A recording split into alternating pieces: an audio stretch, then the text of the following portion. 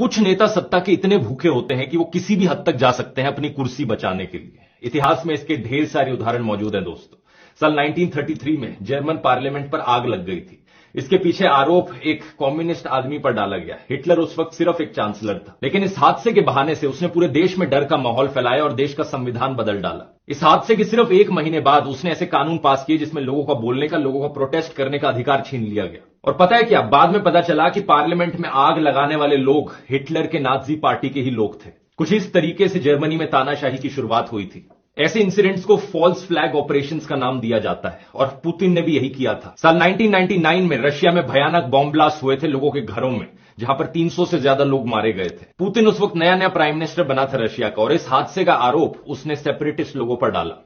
लेकिन इन हादसों का इस्तेमाल किया जाता है पूरे देश में डर का माहौल फैलाने के लिए, ये दिखाने के लिए कि देश खतरे में है सेपरेटिस्ट लोगों से, और अगर देश को कोई बचा सकता है तो वो पुतिन ही है। कुछ ही महीने बाद पुतिन देश का प्रेसिडेंट बन जाता है। बाद में पता चलता है इन बॉम्ब ब्लास्ट के पीछे रशियन इंटेलिजेंस एजेंसीज का हाथ था। वहां के ऑपोजिशन ने मांग भी उठाई थी कि इन बॉम्ब ब्लास्ट में एक पार्लियामेंट्री इन्वेस्टिगेशन हो, लेकिन पुतिन ने नहीं होने दी। एक इंडिपेंडेंट पब्लिक कमीशन भी बनाया गया था, लेकिन उसके 2 मेंबर्स की मिस्टीरियस सर्कमस्टांसेस में मौत हो गई और तीसरे को जेल में डाल दिया गया। कई हिस्टोरियंस मानते हैं कि इन बॉम्ब ब्लास्ट के पीछे पुतिन का खुद का ही हाथ था। यही चीज हाल ही में भी देखने को मिली, जो हमला हुआ था इसी साल रशिया में। यूएस इंटेलिजेंस एजेंसीज ने रशिया को बताया था कि हमला हो सकता है, लेकिन रशियन एजेंसीज ने कुछ नहीं किया।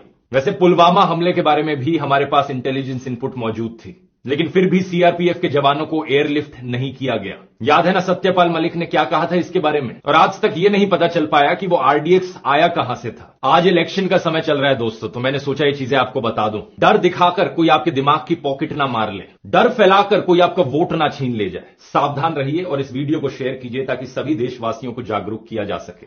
जय हिंद।